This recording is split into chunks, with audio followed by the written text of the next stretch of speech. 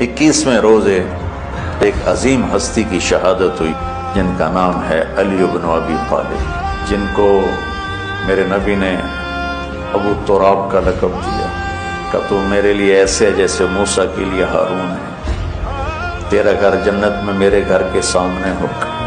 پھر آپ نے اپنی بیٹی فاطمہ سے کہا فاطمہ تو میں یہ دونوں حسن حسین، اور یہ جو سویا ہوا ہے، حضرت علی جاگے نہیں، وہ سوئے ہوئے تھے، یہ جو سویا ہوا ہے ہم پانچوں آخرت میں ایک ہی جگہ پر ہوں گے، اکٹھے ہوں گے۔ سب سے مظلوم ہستی علی بن ابی طالب، سب سے مظلوم ہستی، جن کی اولاد کا بچہ ذبح کر دیا، خود بھی شہید ہوئے اور آگے نسل بھی ساری ذبح۔